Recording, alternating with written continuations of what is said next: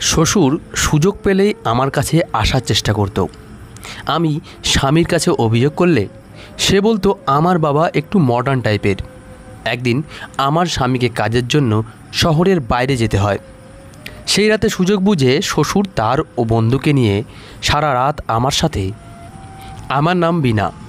আমার স্বামী নিজের বাবার সাথে সব সময় বন্ধুর মতো আচরণ করত। তার উপরে আমার শ্বশুরকে দেখতে খুবই কম বয়স্ক বলে মনে হতো। আমার স্বামী নিজের বাবার সাথে সমস্ত ধরনের কথা শেয়ার করত।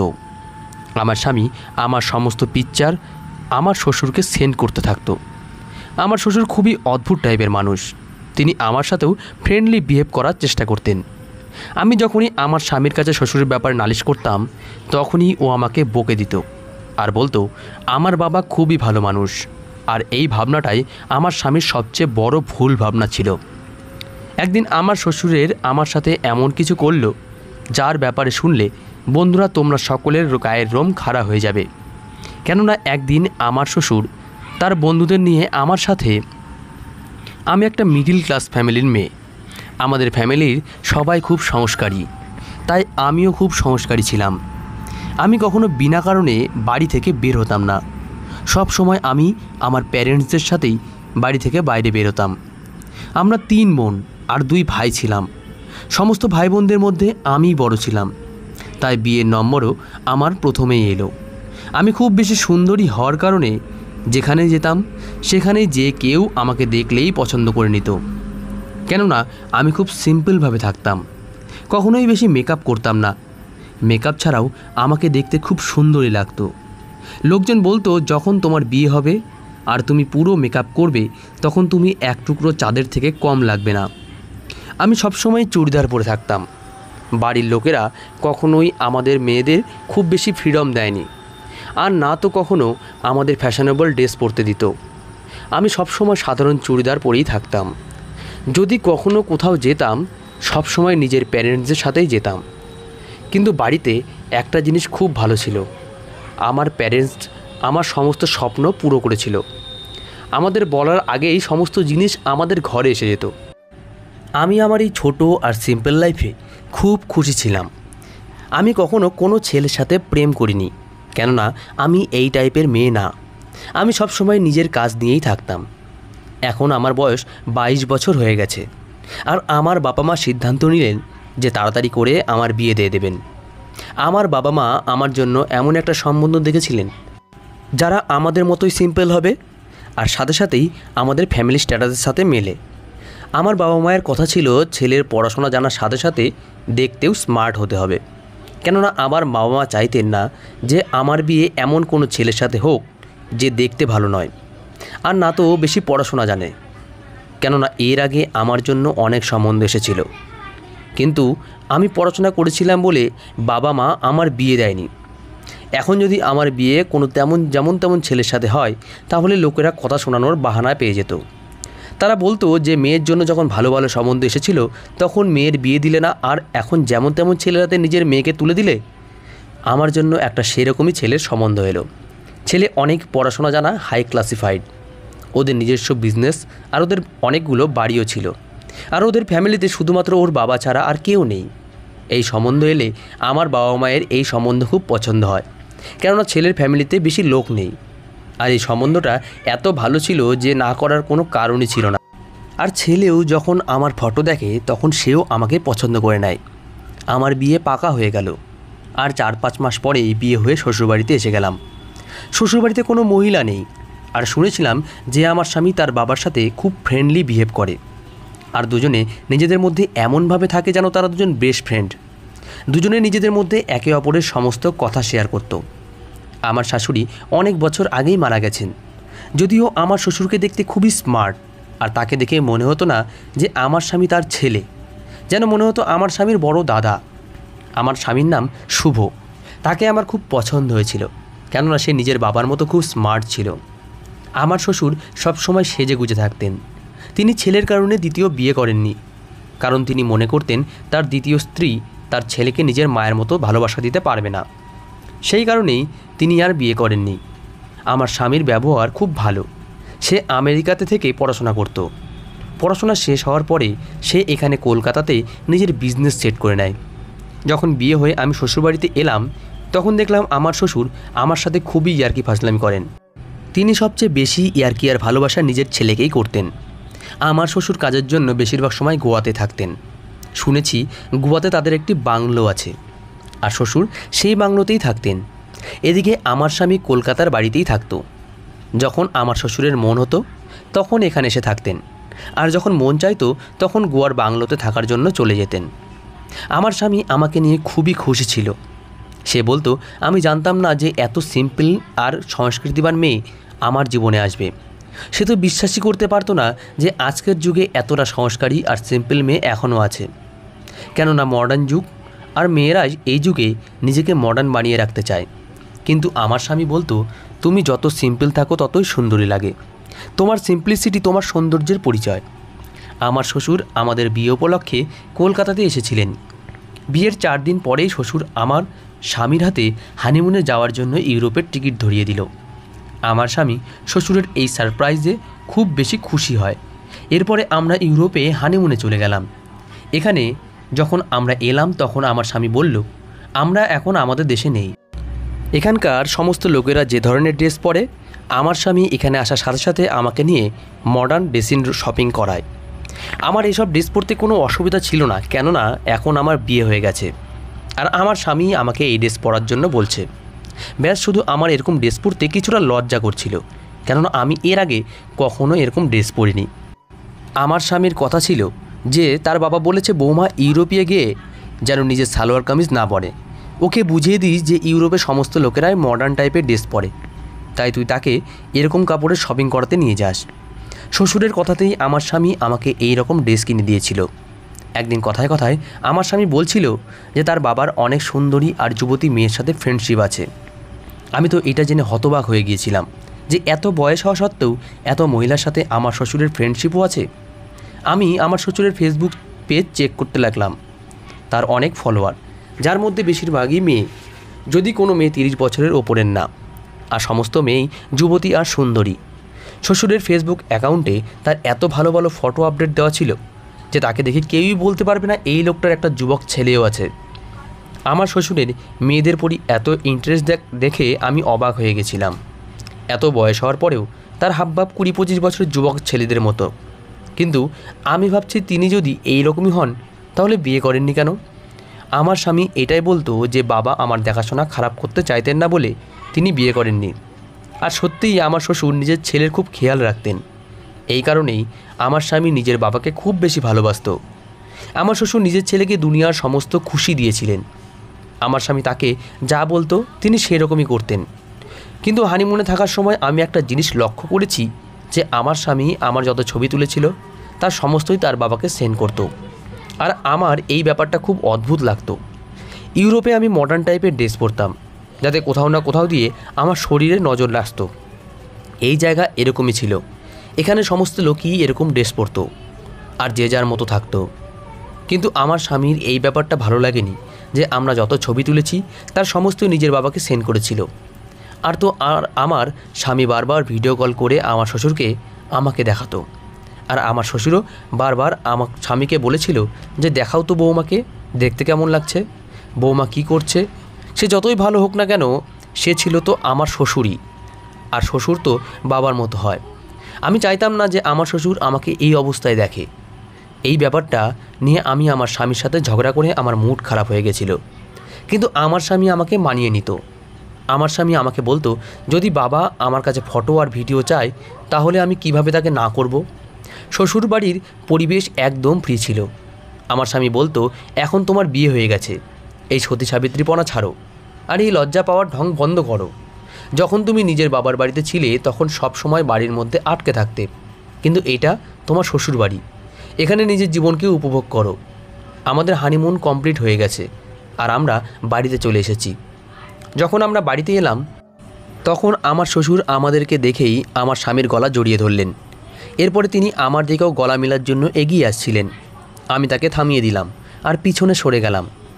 আমার এই ব্যবহার আমার স্বামীর ভালো লাগেনি, কিন্তু শ্বশুর এই ব্যাপারটা হেসে কাটিয়ে দিলেন আর তিনি পিছনে পিছিয়ে গেলেন। কিন্তু আমি লক্ষ্য করলাম আমার স্বামী আমার দিকে ঘুরছিল। আমি শ্বশুরের সাথে কোনো কথা না বলেই নিজের ঘরে চলে গেলাম।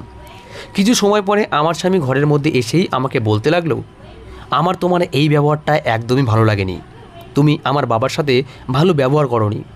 সে তোমার সাথে গলা মেলার জন্য আসছিল আর তুমি পিছনে সরে গেলে। আমি শুভকে বললাম, তিনি আমার শ্বশুর, তিনি কিভাবে আমার গলা মেলাতে পারেন? আমার স্বামী বলল, বড় লোকেদের মধ্যে এরকমভাবে মেলামেশা খুবই সাধারণ একটা ব্যাপার। তুমি কিভাবে জানবে? তুমি তো সারা জীবন ঘরের মধ্যে বন্ধ থেকেই জীবন কাটিয়ে দিয়েছো। এমনিতে তো স্বামী আমাকে খুব ভালোবাসতো, কিন্তু যখনই ওর বাবার কথা আসতো তখন ও সিরিয়াস হয়ে যেত খুব। এভাবেই দিন কাটতে লাগলো। আর দিন দিন আমার প্রতি আমার শ্বশুরের ব্যবহার অদ্ভুত হতে লাগলো। এই অবধি তো ঠিকই ছিল যে আমার স্বামী সমস্ত কথা নিজের বাবার সাথে শেয়ার করত, কিন্তু অবাক তো আমি তখন হয়েছিলাম যখন জানতে পারলাম আমার স্বামী আমাদের স্বামী স্ত্রীর মধ্যে হওয়া সব কিছু নিজের বাবার সাথে শেয়ার করে। এটা হয়তো আমার স্বামীর জন্য কোনো বড় ব্যাপার ছিল না, কিন্তু আমার জন্য এটা অনেক বড় ব্যাপার। আমি তো আমার মার সাথেও এই সব ব্যাপারে কখনো কোনো কথা বলতে পারবো না, কেননা স্বামী স্ত্রীর মধ্যে হওয়া কথা কারো শেয়ার করা উচিত না। ও সমস্ত কথা ওর বাবাকে বলে দিত, আর এই ব্যাপারে আমার স্বামী নিজেই আমাকে বলতে থাকতো।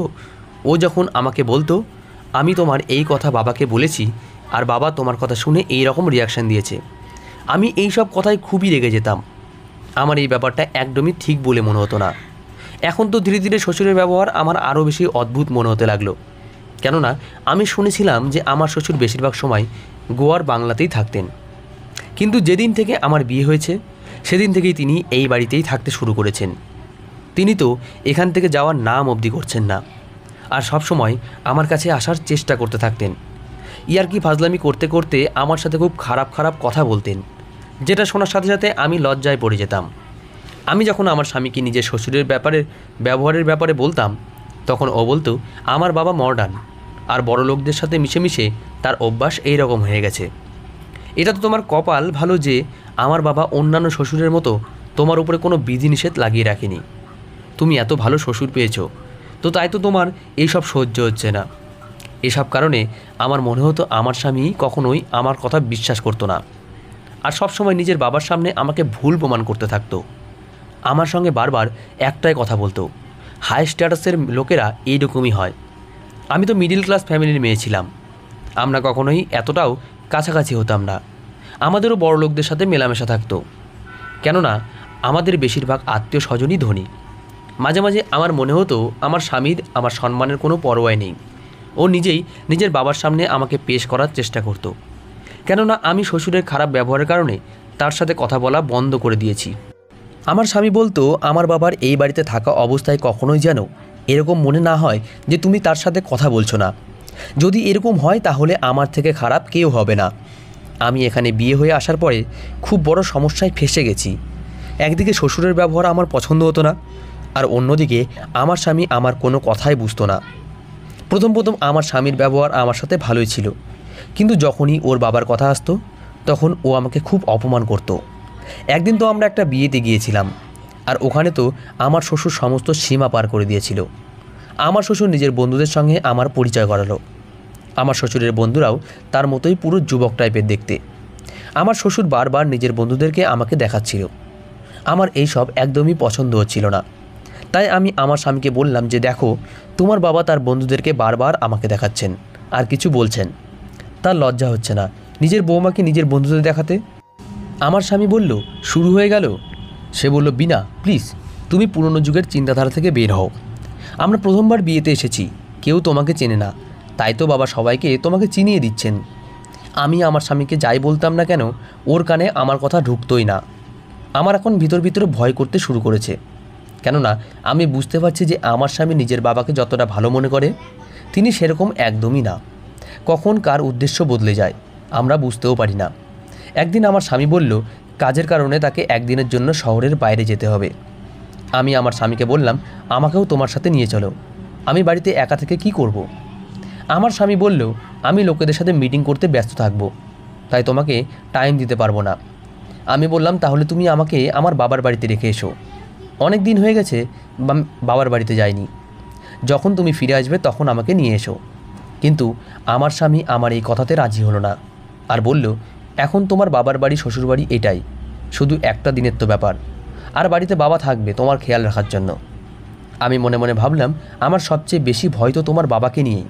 কেননা কখনো কখনো কথায় কথায় আমার শ্বশুর আমার হাত ধরে নিত, আর কখনো কখনো বলতো, এসো আমরা দুজন সেলফি তুলি। আর সেলফি তোলার বাহানায় তিনি আমাকে ছুঁয়ে নিতেন। আমি আমার শ্বশুরের উপরে খুব বেশি বিরক্ত ছিলাম, তাই মনে মনে চাইতাম সে যেন তার গোয়ার বাংলোতে চলে যায়।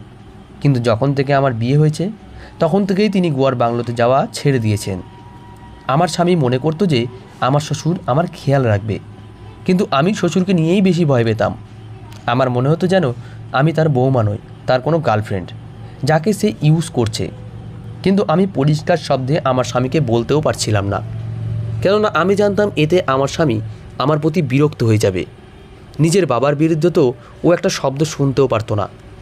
এই বাড়িতে এমন কোনো মেয়ে মানুষ ছিল না যার সাথে আমি মন খুলে সমস্ত কথা শেয়ার করতে পারি। প্রথম থেকেই আমার স্বপ্ন ছিল আমার শ্বশুরবাড়িতে যেন কম মেম্বার থাকে, যাতে আমাকে বেশি অসুবিধার মধ্যে পড়তে না হয়। কেননা আমি শুনেছিলাম যে শ্বশুরবাড়িতে যত লোক থাকবে তত বেশি ঝামেলা বাড়ার সম্ভাবনা থাকে। কিন্তু আজকে আমার মনে হচ্ছিল যে শ্বশুরবাড়িতে মেম্বার এতটাও কমও হওয়া উচিত না যে আপনি একদম একলা হয়ে যান। আমার মনে হতো যে এই সবের জন্য সবচেয়ে বেশি দায়ী আমার স্বামী, কারণ তার আমার কথা বোঝা উচিত ছিল, আমার কথা শোনা উচিত ছিল। আর হয়তো এটা তার সবচেয়ে বড় ভুল যে সে আমার সমস্ত রকমের ফটো আর ভিডিও নিজের বাবাকে সেন্ড করত। এমনকি আমার স্বামী আমাদের সমস্ত নিজস্ব পার্সোনাল কথাও নিজের বাবাকে শেয়ার করত। মানলাম যে বড়লোকদের স্ট্যাটাস কিছুটা হাই হয় আর তাদের বাড়ির পরিবেশ ফ্রি হয়, কিন্তু এতটাও ফ্রি হওয়া উচিত না যে বাপ ছেলের মধ্যে কোনো পার্থক্যই থাকবে না। আর হয়তো আমার স্বামীর এইসব ব্যবহারের কারণেই আমি আমার ইজ্জত হারিয়ে ফেলেছি। আমার স্বামী যখন শহরে চলে যাচ্ছিল তখন আমার খুব অদ্ভুত ভয় অনুভব হচ্ছিল যে আজকে বাড়ির মধ্যে খারাপ কিছু না হয়ে যায়। তাই আমি আমার স্বামীর হাত ধরে বললাম, প্লিজ আমাকেও তোমার সাথে নিয়ে চলো। সে বলল, বিনা, তুমি শুধু শুধু এত বেশি টেনশন করছো। যদি কোনো প্রবলেম হয় তাহলে তুমি আমাকে ফোন করে দিও। আমি নিজে তো আসতে পারবো না, কিন্তু আমার এক বান্ধবী কিছুটা দূরেই থাকে, ও তোমার কাছে চলে আসবে। আমি আমার স্বামীকে বললাম, শুভ, আমার খুব অদ্ভুত কিছু অনুভব হচ্ছে। আমার মনে হচ্ছে যে খারাপ কিছু হতে যাচ্ছে। শুভ আমার গলা জড়িয়ে ধরল আর বলতে লাগলো, তুমি চিন্তা করো না, ব্যাস একটা দিনের তো ব্যাপার, আমি কালকেই দুপুরে বাড়িতে চলে আসব। এই কথা বলেই আমার স্বামী চলে যেতে লাগলো আর আমার হৃদয় ধুকধুক বেড়ে গেল। আমার এরকম মনে হচ্ছিল যেন খুব বড় প্রবলেম আসতে চলেছে। আমার স্বামী তো চলে গেছে, কিন্তু আজকে না জানি কেন আমার কিছুই ভালো লাগছিল না। তাই আমি নিজেকে কোনো কাজে ব্যস্ত রাখতে চাইছিলাম, যাতে এই সব অদ্ভুত অদ্ভুত খেয়াল আমার মাথা থেকে বেরিয়ে যায়। যখন আমি কোনো কাজে নিজেকে ব্যস্ত রাখার চেষ্টা করলাম তখন আমার হাত পা কাঁপতে শুরু করে দিল। তাই আমি নিজেকে ঘরের মধ্যে বন্ধ করে রাখলাম। আমি সারাদিনে নিজের ঘর থেকে বের হইনি। রাতে প্রায় 11টার দিকে আমার খুব খিদে লেগেছিল। ভাবলাম নিচে গিয়ে খাবার খেয়ে নিই, কিন্তু যখন নিচে গেলাম এটা দেখে আমার পায়ের নিচ থেকে মাটি হারিয়ে গেল, যে বাড়িতে কোনো চাকর নেই। আমি চারিদিক তাকালাম, কিন্তু কোনো চাকর বা চাকরানিকে দেখতে পেলাম না। এরপর আমি সবাইকে ডাকলাম, কিন্তু কারো কোনো সাড়া শব্দ পেলাম না। সমস্ত চাকর বাকর কোথায় আছে আমি তো কিছু বুঝতেই পারছি না। তার মানে এই যে এত বড় বাড়িতে আমি একা। আমি তাড়াতাড়ি করে বাড়ির এক চাকরানিকে ফোন করলাম, সে আমার কল রিসিভ করলো না। এরপরে আমি দ্বিতীয় চাকরানিকে ফোন করলাম, দ্বিতীয় চাকরানিও কল রিসিভ করলো না। আমি তো কিছু বুঝতেই পারছি না সমস্ত চাকরদের কি হয়েছে। এরা না তো কেউ আমাকে ফোন উঠাচ্ছে আর আমাকে না বলেই বাড়ি থেকে কোথায় চলে গেছে। আমি রান্নাঘরে গিয়ে দেখলাম সেখানে কোনো খাবার নেই। আমার খুব খিদে পেয়েছিল, কেননা আমি দুপুরেও খাবার খাইনি, শুধু সকালে নিজের স্বামীর সাথে ব্রেকফাস্ট করেছিলাম। ফ্রিজ খুলে দেখলাম সেখানে জুস রাখা আছে, আমি সেই জুসই খেয়ে নিলাম। কিন্তু আমার হৃদয় জোরে জোরে ধুকধুক করছিল যে সমস্ত চাকর বাকর কোথায় চলে গেল। বাড়িতে আমার স্বামীও নেই, তাহলে এত বড় বাড়িতে আমি একা কিভাবে থাকব? আমার মাথায় কিছুই ঢুকছিল না। আজকের আগে এরকম কখনোই হয়নি। আমি এসব ভাবতে ভাবতে সিঁড়ি দিয়ে উঠে নিজের ঘরের দিকে যাচ্ছিলাম, তখনই হঠাৎ দরজায় ঠকঠকের আওয়াজ হতে লাগলো। দরজার আওয়াজ শুনে আমার পুরো শরীর কেঁপে উঠল যে রাতের এই সময় বাড়িতে কে আসবে। প্রথমে তো আমার মনে হলো হয়তো আমার শ্বশুর, কিন্তু শ্বশুরকে নিয়েই আমার বেশি ভয় করত। জানি না সে ঘরের মধ্যে আছে না দরজার বাইরে আছে। আমি এই সবই ভাবছিলাম, হঠাৎ দরজায় জোরে জোরে ধাক্কার আওয়াজ আসতে লাগলো। আমার শরীর কাঁপছিল, আর কাঁপতে কাঁপতে আমি দরজার কাছে গেলাম। আমার মনে হচ্ছিল যে দরজা কেউ ধাক্কাচ্ছে না, বরং ভাঙার চেষ্টা করছে। আমি ভয়ে ভয়ে কাপা গলায় জিজ্ঞেস করলাম, কে? আমার জিজ্ঞেস করার সঙ্গে সঙ্গে দরজা ধাক্কানো বন্ধ হয়ে গেল।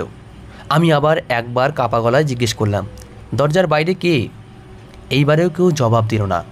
আমি দরজা খুললাম না, আর তাড়াতাড়ি করে দৌড়াতে দৌড়াতে নিজের ঘরের দিকে চলে গেলাম। ঘরের মধ্যে ঢুকেই ঘরের দরজা ভেতর থেকে বন্ধ করে দিলাম, আর কোণে বসে কাঁদতে লাগলাম। আমার মাথায় অদ্ভুত অদ্ভুত খেয়াল আসতে লাগলো। একবার আমার মনে হলো স্বামীকে ফোন করে বলে দেই যে ও যেন বাড়িতে কাউকে পাঠায়। আমার কিছুই ঠিক বলে মনে হচ্ছে না, কিন্তু এর আগে আমি ফোন করতাম। তখনই আমাদের ঘরের ব্যালকানিতে কারো লাফিয়ে পড়ার আওয়াজ এলো, আর আমি তাকিয়ে ব্যালকানিতে কারো ছায়া দেখতে পেলাম, যেটা দেখে তো আমার হুশ উড়ে গেল। ব্যালকনির দরজা খোলা ছিল, আর ব্যালকনিতে যারা ভিতরে এলো তারা 3 জন ছিল। ওরা ব্যালকনি দিয়ে সোজা আমার ঘরে চলে এলো। তাদেরকে আসতে দেখে আমার পায়ের তল থেকে মাটি হারিয়ে গেল, কেননা ওদের মধ্যে 2 জন লোক তো এমন ছিল যাদেরকে আমি চিনতাম না। কিন্তু আমি এটা জানতাম যে এরা আমার শ্বশুরের বন্ধু, আর আমার শ্বশুর নিজের বন্ধুদের নিয়ে ব্যালকনির রাস্তা দিয়ে আমার ঘরে এসে গেল। তাদের দেখে আমি চিৎকার করতে লাগলাম যে আপনারা এখানে কি করছেন? এইভাবে ঘরের মধ্যে কেন ঢুকছেন? আমি শ্বশুরকে বললাম, বাবা, এটা কি ধরনের ব্যবহার ঘরের মধ্যে ঢোকার? আপনি তো ভালোভাবেই জানেন যে শুভ এই সময় বাড়িতে নেই। আমার আওয়াজ কাঁপছিল। আমার শ্বশুর হাসতে হাসতে বললেন, হ্যাঁ, আমি ভালোভাবেই জানি বৌমা যে শুভ বাড়িতে নেই, তাই তো নিজের বন্ধুদের নিয়ে এখানে এসেছি। আমার শ্বশুর বললেন, শুভ থাকাতে তোমার সঙ্গে বেশি কথাবার্তা বলার সুযোগ পেতাম না, আর আমি যখন বন্ধুদেরকে বিয়েতে তোমাকে দেখালাম তখন ওদের তোমাকে খুব পছন্দ হয়ে যায়, আর এরাও তোমার সঙ্গে কথাবার্তা বলতে চায়। আজকে শুভ কাজের জন্য বাইরে গিয়েছে, সেই কারণে আমি ভাবলাম যে আমাদের সবার তোমার সঙ্গে দেখা করে নেওয়া উচিত। আমার শ্বশুর খুব মিষ্টি করে এই সমস্ত কথা বলছিল, কিন্তু তার বলার ধরন এতটা জঘন্য ছিল যে আমার অন্তরাত্মা অবধি কেঁপে উঠল। আমি ভয়ে ভয়ে নিজের পা পেছনে করছিলাম। আমার মাথা কাজ করা বন্ধ করে দিয়েছে। হঠাৎ আমি পিছন থেকে দৌড়তে লাগলাম। তারা হঠাৎ আমার দিকে এগিয়ে আসতে না জানি কি কথা বলছিল, যেটা আমি কিছুই বুঝতে পারিনি। যে জিনিসটাকে আমার ভয় ছিল সেই জিনিসটাই আজকে আমার সামনে দাঁড়িয়ে। কখনো কখনো আমার এরকমই মনে হতো, আমার স্বামী যে আমার সৌন্দর্যের গুণ গিয়ে বেড়াতো, আর তাকে আমার সমস্ত ভালো মন্দ কথা নিজের বাবাকে শুধুমাত্র এই কারণে বলতো যে সে তার বাবা কম বন্ধু বেশি ছিল। আমার আগে থেকেই ভয় ছিল একদিন এই রকম কিছু না হয়ে যায়, যার পরে আমি কাউকে মুখ দেখানোর পরিস্থিতিতে থাকবো না। আর আজকে এই লোকেদের আসার ধরন, তাদের কথা বলার ধরন আমার সত্যিই অবাক করে দিয়েছিল। কিন্তু আমি সিদ্ধান্ত নিয়েছিলাম যে আমি কোনো অবস্থাতেই নিজের ইজ্জত খারাপ হতে দেব না। আমি তাড়াতাড়ি করে ঘরের দরজার দিকে দৌড়তে লাগলাম। আমি ভেবে নিয়েছি যে বাড়ি থেকে বেরিয়ে লোকেদের সামনে এদের সত্যটা প্রকাশ করে দেব যে এই লোকটা আমার স্বামীর অবর্তমানে আমার সাথে কি করার চেষ্টা করছিল। হয়তো তারা আমার দৌড়ানো দেখে আমার উদ্দেশ্য বুঝতে পেরে গেছিল। এই কারণে আমার শ্বশুরের এক বন্ধু দৌড়ে এসে আমাকে ধরে নিল। আমি সেই লোকের হাত থেকে নিজেকে ছাড়ানোর চেষ্টা করতে লাগলাম। আমার শ্বশুরও বলল, আরে আরে পালাচ্ছ কোথায় বৌমা? এখন তো আমরা তোমার সাথে কিছুই করিনি। এই কথা বলেই তারা সবাই জোরে জোরে হাসতে লাগলো। আমি আমার শ্বশুরকে বললাম যে প্লিজ ভগবানের দিব্যি আমার ইজ্জত নষ্ট করবেন না।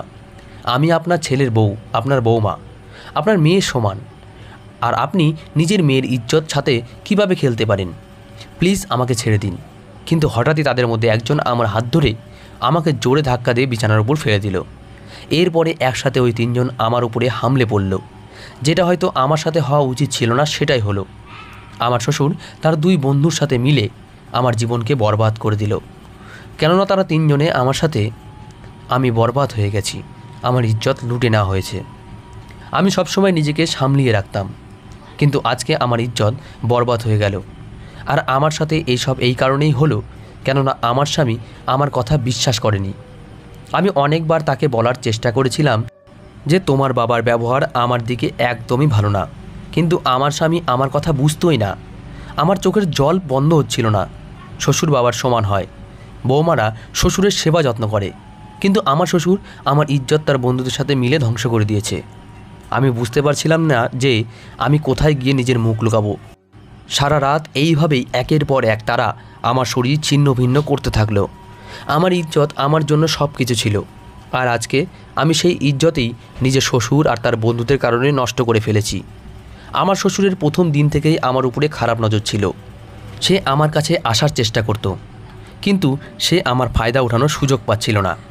সে আমাকে অন্যান্য মেয়েদের মতো ভেবে নিয়েছিল। সে ভেবেছিল সে যদি আমার কাছে আসার চেষ্টা করে তাহলে আমি তার উপরে ইমপ্রেস হয়ে যাব। কিন্তু আমি সেই রকম মেয়ে একদমই ছিলাম না। আমি তো আমার শ্বশুরকে বাবার জায়গা দিয়েছিলাম। আমার শ্বশুর ইচ্ছা করেই আমার স্বামীর কাছ থেকে আমার সমস্ত পিকচার নিত আর সেগুলো একলা বসে দেখত।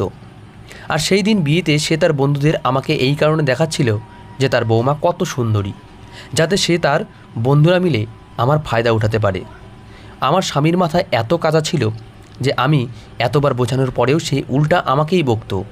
কখনো সে আমার ইজ্জতকে সুরক্ষিত করার চেষ্টাই করেনি।